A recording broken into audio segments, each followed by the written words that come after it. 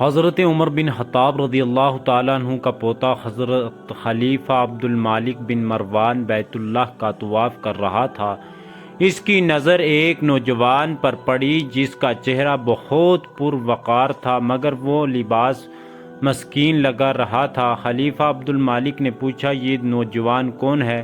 تو اس نے بتایا کہ اس نوجوان کا نام سالم ہے اور یہ سیدنا عبد بن عمر رضی اللہ تعالیٰ عنہ کا بیٹا اور سیدنا عمر بن خطاب رضی اللہ تعالیٰ عنہ کا پوتا۔ خلیفہ عبد المالک کو دھچکا لگا اور اس نے اس نوجوان کو بلا بھیجا اور خلیفہ عبد المالک نے پوچھا کہ بیٹا میں تمہارا دادا سیدنا عمر فاروق رضی اللہ تعالیٰ عنہ کا بڑا مداح ہوں، مجھے تمہارے یہ حالت دیکھ کر بڑا دکھ ہو رہا ہے۔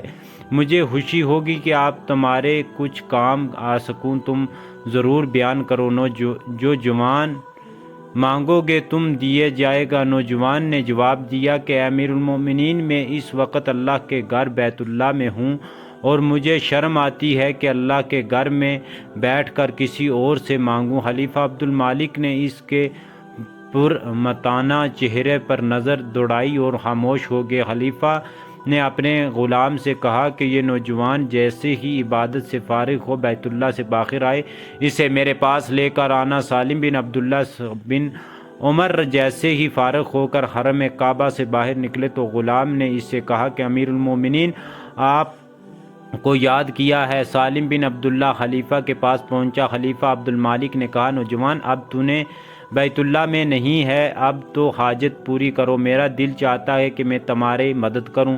سالم بن عبداللہ نے کہا کہ امیر المومنین آپ میرے کون سی ضرورت پوری کر سکتے ہیں، دنیا و آخرت کی؟ امیر المومنین نے جواب دیا کہ میرے دسترخوان میں دینار مالک متاع ہے۔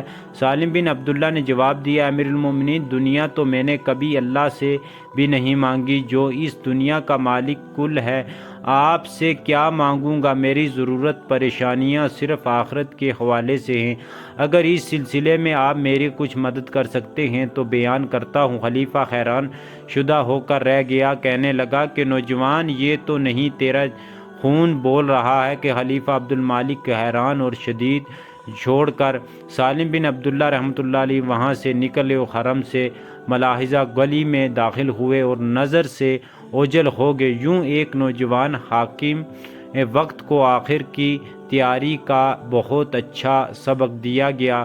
نوٹ: اس پیغام کو دوسرے تک پہنچائیں تاکہ اللہ کسی کی زندگی کو آپ کے ذریعے بدل دے۔ اللہ تبارک و تعالی ہم سب کو اعمال خیر